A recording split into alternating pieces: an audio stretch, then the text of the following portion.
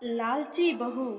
एक बार की बात है, एक शहर में एक परिवार रहता था जिसमें एक लड़का और उसके माँ बाप थे। वह बहुत अमीर तो नहीं था, लेकिन उनमें प्यार बहुत था।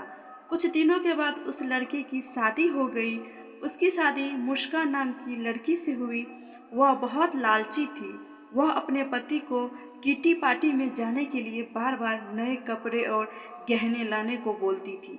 उसके पति ने उसको समझाया कि अपने बराबरी वाले लोगों से ही दोस्ती करनी चाहिए। अगर तुम महीने में 15 बार किटी पार्टी में जाओगी तो तुमको हर बार नए कपड़े और गहने कौन दिलाएगा। लेकिन वह अपने पति से ही झगड़ा करना शुरू कर देती थी और बोलती थी कि अगर मैं नए कपड़े गहने पहनकर नहीं जाऊंगी तो मेरी सहेलियां मेरा मजाक उड़ाएगी। तुम ज़्यादा कमाने की तो सोचते नहीं, बल्कि मुझे ही रोकते रहते। इसके बाद वह अपनी सास के पास गई और बोली, माँ जी आप मुझे अपने गहने दे दीजिए, मुझे किटी पार्टी में पहनकर जाना है। उसकी सास हैरान होकर बोली, हमारे समय में बहू अपने सास को गहने रखने के लिए देती थी, लेकिन तू मुझसे ही गहने मांग रही है।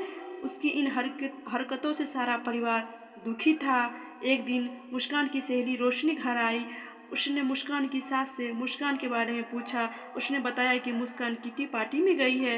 रोशनी ने मुस्कान की सास से पूछा, आप इतनी दुखी क्यों दिख रही है।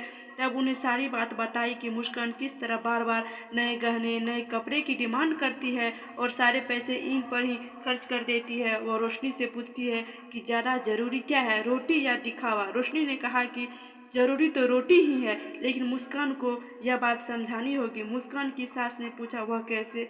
इसके बाद रोशनी ने कहा, देखते जाइए। रोशनी ने अपने जितने भी गहने और नए कपड़े थे सब लाकर मुस्कान के घर में रख दिए और उनका सारा राशन और फर्नीचर लेकर अपने घर चली गई।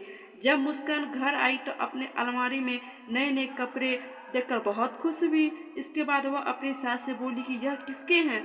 तो उसकी सास बोली, यह सब तेरे हैं, तुझको अब जितना बदल कर पहनना है पहन ले। मुस्कान उनमें से नए कपड़े और गहने पहनकर घर में घूमने लगी। कुछ देर के बाद वह जब रसोई में गई तो उसने देखा कि घर का सारा राशन गायब था।